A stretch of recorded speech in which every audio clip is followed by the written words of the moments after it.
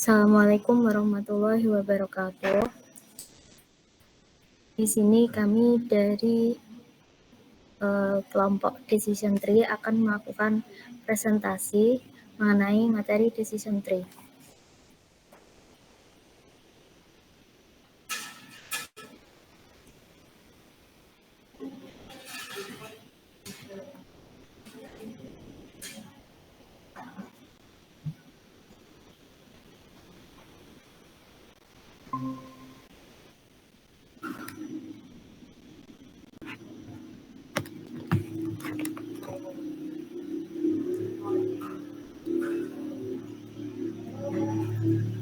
Decision Tree, metode machine learning untuk klasifikasi atau regresi dengan cara memetakan keputusan berbentuk seperti pohon.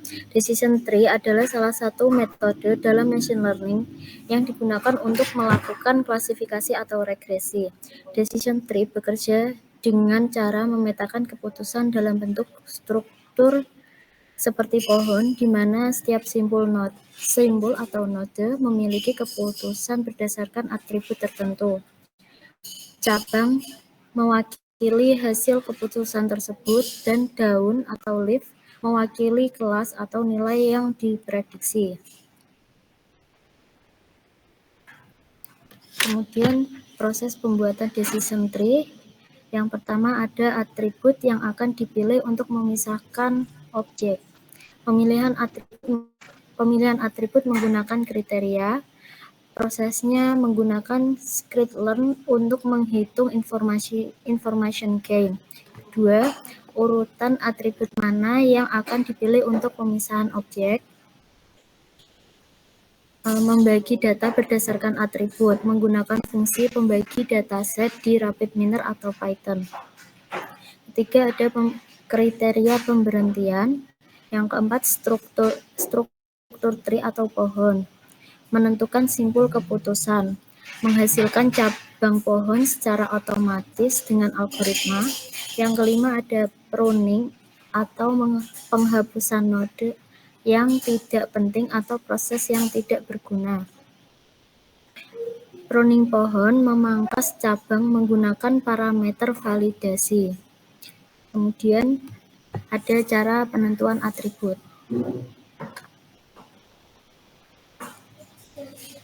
Yang akan dijelaskan oleh Benny.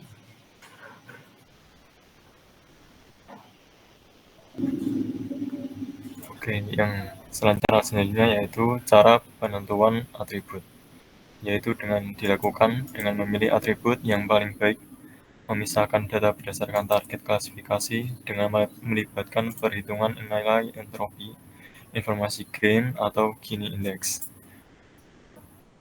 yang menggunakan rumus entropi atau Y sama dengan min P log 2 P1 min P2 log 2 P2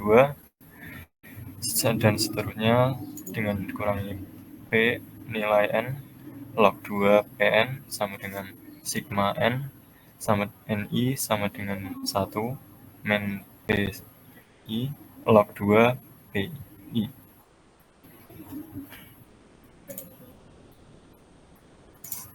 Selanjutnya yaitu kriteria pemilihan atribut.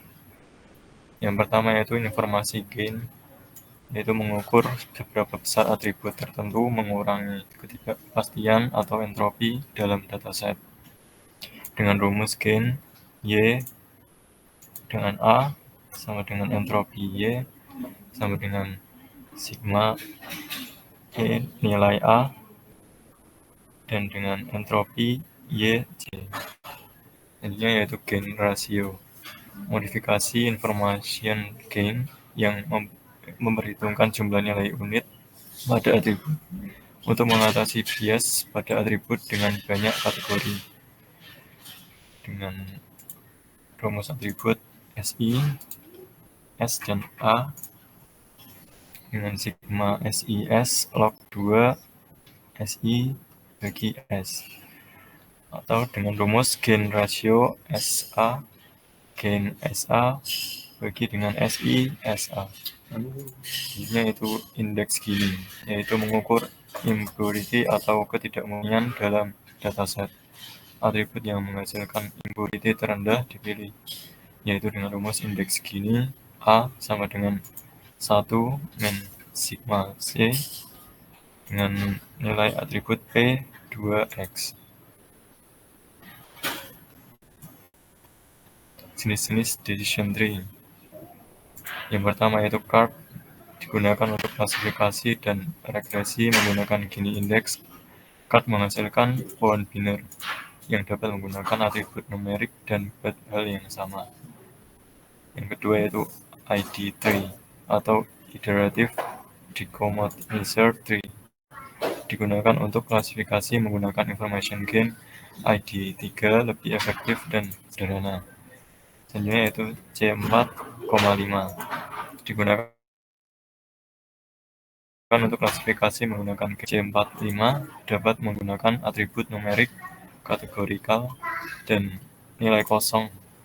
Algoritma ini lebih fleksibel dan akurat. Selanjutnya dijelaskan oleh Nova Afrizal.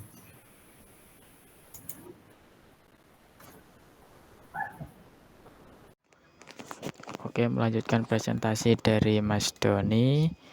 Di sini saya akan membahas tentang penerapan decision tree menggunakan algoritma ID3, di mana pada algoritma tersebut terdapat dua perhitungan, yaitu perhitungan entropi dengan rumus bagi pada PPT dan perhitungan gain dengan rumus seperti yang ada di PPT. Serta di sini juga kami memiliki dataset, dan pada dataset tersebut terdapat 4 atribut. Yang pertama itu atribut cuaca, temperatur, kelembapan, dan angin. Pada atribut cuaca terdapat cuaca cerah, hujan, dan mendung. Untuk temperatur ada temperatur panas, sedang, dan dingin, dan seterusnya.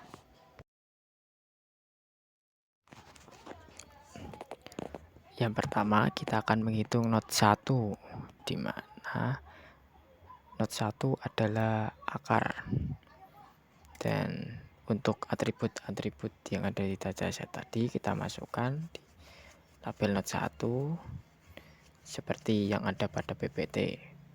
Dan di sini ada yang pertama, yaitu kita akan menghitung nilai total, yakni nilai total dari jumlah dataset, di mana ada 14 data, dan untuk dianya ada 9 dan tidaknya ada 5. Kemudian kita akan menghitung entropinya, di mana entropi sama dengan minus proposisi ya dibagi jumlah dikali logaritma proposisi ya dibagi jumlah basis 2 ditambah proposisi tidak bagi jumlah dikali logaritma proposisi tidak dibagi jumlah basis 2, dan akan menghasilkan nilai 0,940.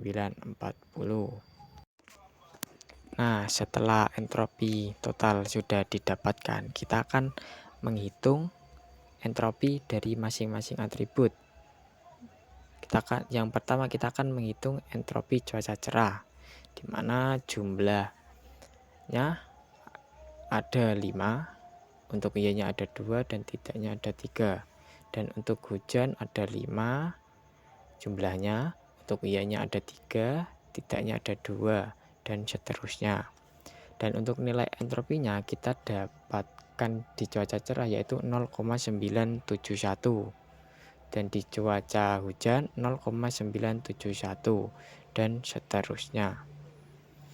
Kemudian kita akan menghitung entropi total, di mana entropi total yaitu jumlah dari cuaca cerah dibagi dengan jumlah total data dikali dengan entropi total, kemudian ditambah dengan jumlah hujan dibagi dengan jumlah total data dikali entropi total, kemudian ditambah dengan jumlah cuaca mendung dibagi dengan jumlah total dikali entropi total, dan akan mendapatkan hasil seperti pada tabel pada PPT, yaitu 0,694. Dan kita hitung entropi temperatur.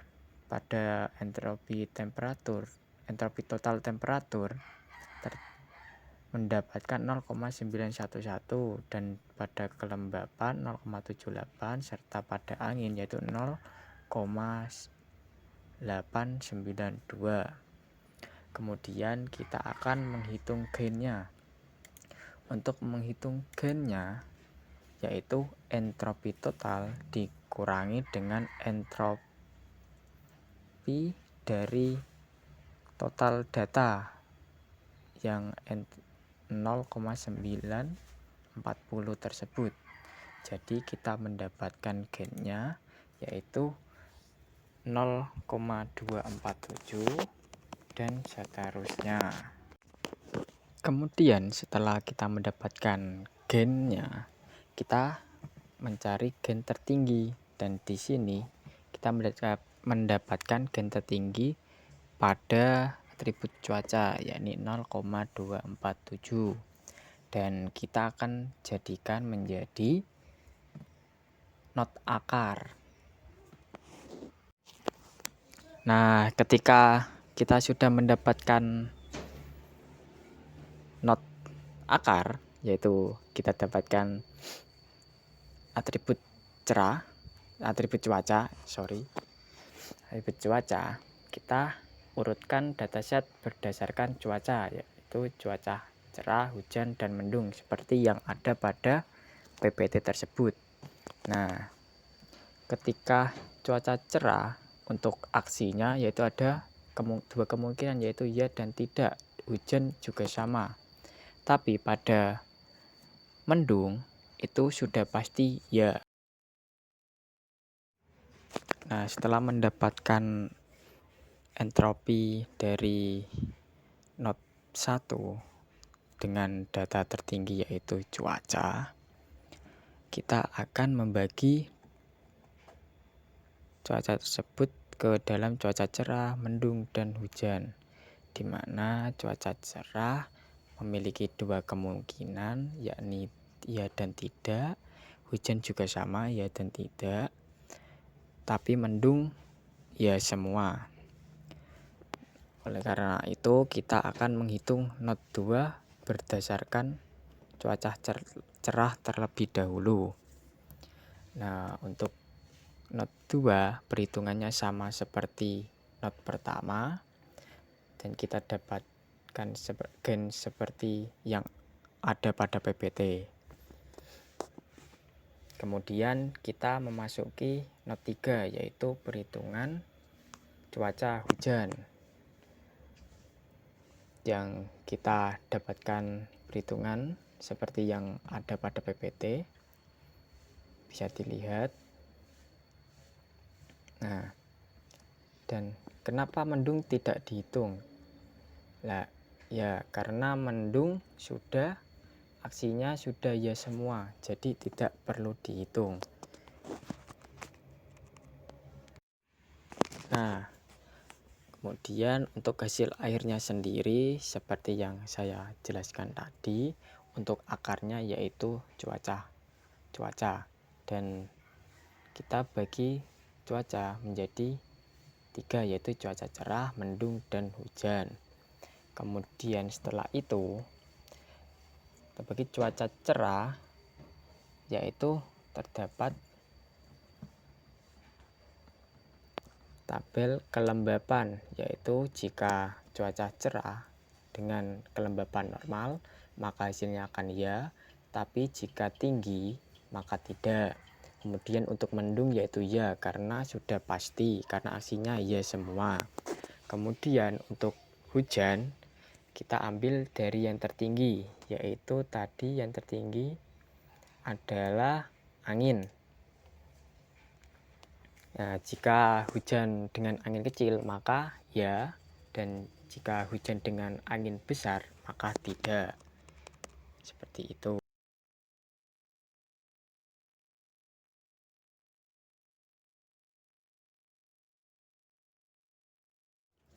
Oke, kemudian kita memasuki implementasi menggunakan kode bahasa pemrograman Python. Nah, seperti yang ada di PPT, kita akan langsung saja kita ke Google Colab. Nah, kodenya seperti tersebut yang ada di tampilan layar. Nah, ketika kita run, hasilnya yaitu akan mendapatkan hasilnya terlihat untuk gainnya, yaitu sama seperti yang ada pada Excel tadi atau yang ada di PPT tadi. Nah, mungkin dari saya cukup, saya kembalikan ke yang membuka tadi. Itu saja presentasi dari kelompok kami. Mohon maaf apabila ada kekurangan. Sekian, wassalamualaikum warahmatullahi wabarakatuh.